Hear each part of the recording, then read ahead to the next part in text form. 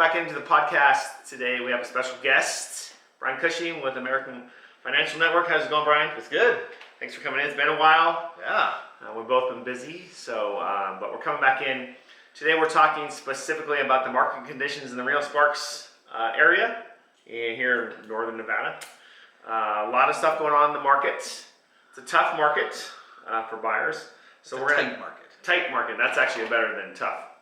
We're going to talk about all the specifics about the market, and then we're going to give a few tips at the end, so you're going to want to stay around. So, how are things in the mortgage market? Give me a little update. What are the rates this week? Rates are still high. Rates are going to be high for a long time, according to our Federal Reserve Chairman, that did not raise the short-term interest rate, but they definitely plan to hold rates higher for longer. Potentially another hike in the future is what they think. They don't know what they're going to do in the future, but as long as they're thinking that they're going to keep rates higher for longer, guess what? Rates will be higher for longer. Yeah, so that's something to keep in mind, because I hear a lot of people not speaking the truth out there about rates. A lot of people are like, finance, get it now. Get a short-term buy down, you'll refi in a year. Yeah, so just keep in mind that may not happen. So we're in a lot of debt as the country. Gas is $5 a gallon here, over that here locally. So inflation is still real. Energy bills are higher, so keep that in mind when you're out there. I mean, obviously we want you to get in the house, but make sure you're doing it in a responsible manner so that we don't have to short sell your house. Yeah. Well, and a lot of people are being very responsible by not selling their house because they have such a low interest rate that they don't have a lot of motivation to sell, which makes the market tight. That's and we'll talk about that in 1 second. I have a lot of that going on. So my recommendation is if you have a 3% mortgage, stay put. Don't be getting over your skis, especially in this economy. So we're talking about Reno Sparks, basically Washoe County. We're talking about resale homes, no condos, and we're talking, unfortunately, a month behind. So we're talking about August data, so into summer. I don't think it's going to be much different this month. All right, so August 2023, I'll start at the top. Median home price has crept up, Reno Sparks area, to $575,000. It wasn't long ago we were betting on, under less than 5. Yeah. And it's a supply and demand issue right now. Not a lot of supply, still a decent demand, not a lot of supply. We're up year over year again, 2.3, which is a responsible amount compared to what we saw early on. And we're up 0.5% over July. So any comments on median home price? 615 was the high. That's the all-time high. Yeah, I mean, it's hard to find a house under the median price, and that's the ones that are affordable. So I'm going to say completely unaffordable. People are buying houses at a much higher, overall price in the marketplace, which is, shows how much the values have really gone up, and those sellers can hold the price high because there's not very many of them. Yep. What about closed sales? This is what's kind of driving the market. Well, 426 closed sales is down 5.1% from last year, down to 1.6% from last month in July. So for August, 426 sales is just. It's nothing. It's half of what we saw just a couple years ago, 18 months ago. Yeah, so keep in mind, tight inventory. I mean, not a lot of sales. And I have something here. It's cash sales. So of the 426. You got to bring this up when I'm on here with you. I know, and he's a finance guy. But just keep in mind that of the 426, 28%, almost 30% are cash sales. So about 120 of those are being paid with cash. All right, I'm going to give you a flashback. I remember when 40% of sales were cash, and it was somewhere around 2010, 2011. It wasn't much fun to be a finance guy back then either. But yeah, things will change. But yeah, cash is in the market, so that tells you it's a strong value is still in, and that's part of the ploy that people try to tell me is that they're going to wait till the market crashes or drops, price drop. Cash is not stupid money. I mean, people are buying cash because they can pay it, and if 30% of the market's saying that the median price of $575 is well supported and going higher every single month, year over year, I think that tells you that it's pretty strong. Follow the cash. Follow the cash. Because people are investing cash here. And don't fight the Fed. That's right. Don't fight the Fed. So 426 sales. Median days to contract. What this means is put your house on the market. And it says 18 days later, you're getting an offer. And that's down 43% year over year, which is a significant drop. and down 2.7%. So houses are still selling, not at the clip that we were several years ago. So Well, a year ago, we were saying that it was a little bit more balanced, right? Buyers and sellers market, it was a little bit more even Steven there. But yeah, no, I think they call that a seller's market, right?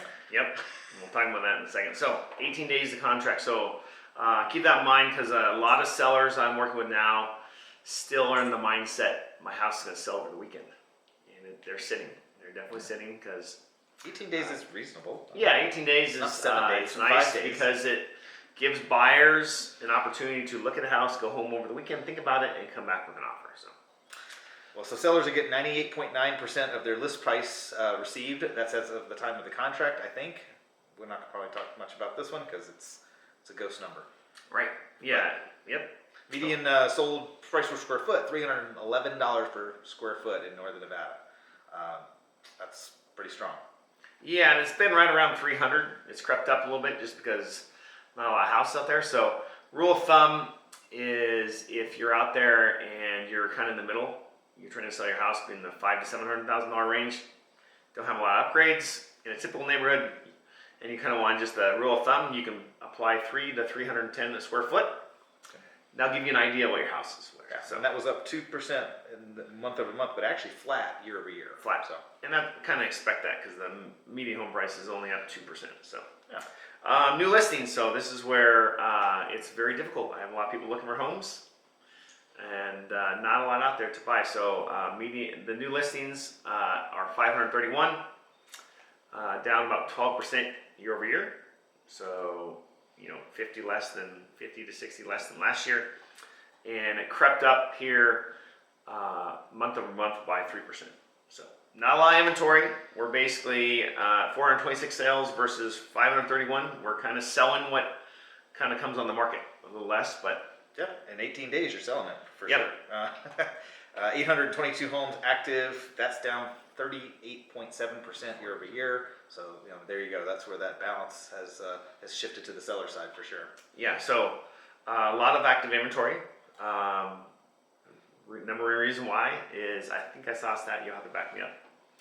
Is 90% of mortgage holders in Washoe County have a mortgage under 4%. Does that sound approximately? I mean, I It's in don't the know ballpark. exactly the number. I mean, on a national level, there's a lot of statistics that the NBA puts out about that. So I'll confirm for you, but I'd say that's solid. Of homes with loans, 90% of them have got a great interest rate. I'd say that's about right. Because we've been collecting great interest rates for as long as I remember, 2010, for about 12 years, sub 4. So that's going to change over time as people get more mortgages, but only 426, only 300 at a time. Yeah, exactly. Only 300 at a time. So not a lot of inventory if you think about how many houses are in Washoe County and how many realtors and lenders are out there. There's not a lot out there. It's a tight market, like Brian said. Yeah. What about months supply of inventory? So less than 2 months supply, 1.9 months. So basically, we can no new homes coming on the market would be sold out in 1.9 months. So that's pretty short supply. And just remind everyone, we haven't seen this in quite a while, but if you want to see a balanced market, it's usually 3 to 6 months. Now, next time I'm going to do is I'm going to look at some different price points, because at the upper end, there's a good chunk of supply out there. Yeah, okay. A lot of people can't afford it, and then you start trying to put a 7%, 7.5% mortgage on, let's say, something over $1 million to $5 million. 20% down is going to be an awfully big payment. So Yeah, maybe about half down in that case. Yeah, so what we're seeing on the upper end is a lot of houses, particularly over $1 million, sitting around for a long time, just because it takes a very special I'd have income. to really consider I'd have to really want a house that's over $1 million anyway. So I guess that makes sense. Yeah, so now we're going to kind of talk about some tips. If you have any questions about what's going on in the market, Brian and I are always available for breakfast, lunch, or if you want to just give us a call and talk about your situation. What we're telling all of our clients, along with Brian's clients, is plan ahead. So if you're thinking about getting in the market maybe a year from now, now's a really good time to sit down with your team and come up with a plan that will allow you to purchase a home in a year from now. So Yeah, and I like how like over breakfast or lunch is a perfect conversation because it doesn't have to be like such super formal. You're not taking a loan application if you're not applying for a loan. But what's your plan? Like, what's your plan for debt strategy and an overall real estate holdings and now and into the future? Be a great time. A lot of great people have time on their hands. We're happy to share it. yeah, and then also the biggest thing that we're seeing a lot of people do 2 different strategies: 1031 exchanges. So we have a lot of clients who are selling properties, and that's a rental property. We can talk about 1031. If you're on YouTube, you can go check out our video. We go in depth about how to sell a rental property and exchange it. Basically, what you have to do is sell your property and then buy a house in like kind at or above the value that you sold it. So keep that in mind. That's where a lot of the cash is coming from. A lot of people build up equity over the years and they're 1031 exchanging it. And then the biggest thing, go ahead. There's a time limit on that, though, right? There's a lot of time limits, and there's a video Go up there. into the We can talk about that later. And then the other thing is, if you're thinking about downsizing, we're helping a lot of clients downsize and moving off the Mount Rose Highway. Let's think of that $1 million plus house That that takes a little time to sell and Yeah. buying something cash, right? Yep. All And right, that's, more cash buyers. well, Good not job. necessarily. We've had people who are looking that haven't bought 10 years ago, so they need a little bit of a loan. So think about that A small ahead loan of at time. 7% is way better than a big loan. Because if you're thinking about selling in the spring and you're downsizing, you need to start getting and talking to us right away, because it takes about 6 to 9 months to get that in order. So Cool. And the last tip before we talk about one of our favorite topics, Brian and I, as you kind of see with our shirts, get your house ready for the fall and winter.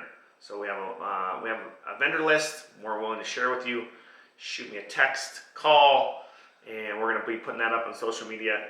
Call those people. They're a little less busy now, and we only recommend the best. So get out there and get your house ready for the coming winter. All right. So here's your tip from me. Brian's tip. If you want to save yourself some money, do not bet on an SEC team this weekend. Now, we both went to SEC schools. We're going to have a little rivalry game coming on Saturday at 9 a.m. Who's playing? Remind everyone. We got the Auburn Tigers and the Texas A&M. Texas A&M. Gig 'em Aggies. Whoop. The Aggies. All right. So because he texted me this morning and says, "What the heck is with the War Eagle?"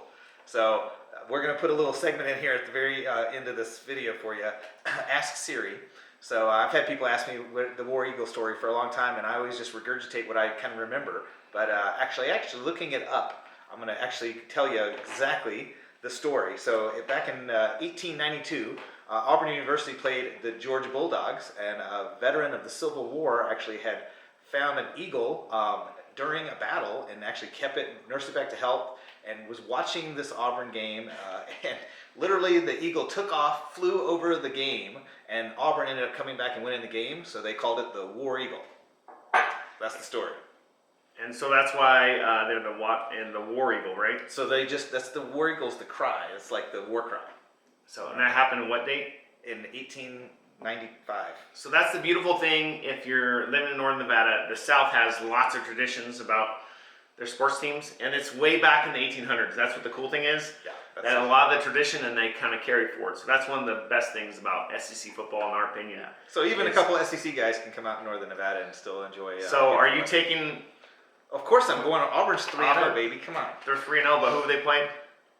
They're 3-0. I can't say much about A&M. They have not played any SEC. The struggle is real, but one game at a time. And this year, and I've never said this, so all my Pac-12 teams, friends, it's going to be an opportunity for some other teams to knock off the SEC.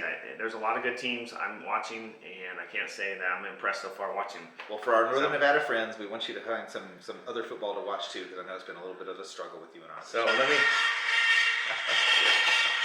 So I'm predicting A&M 28-25. Gig 'em Aggies. 28-25. Woo! You're never going to score 28 points.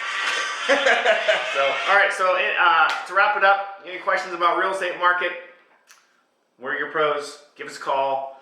Come up with strategies. There's a lot of things that you can do right now to overcome these higher interest rates, and people are still buying and selling. So if you're in that situation, give us a call. Definitely. All right, Brian. Take care. What's your Appreciate number to Send it out. Yeah, I got it right here, 775-453-0345. Give me a call or a text. Take care. Take care. Thanks.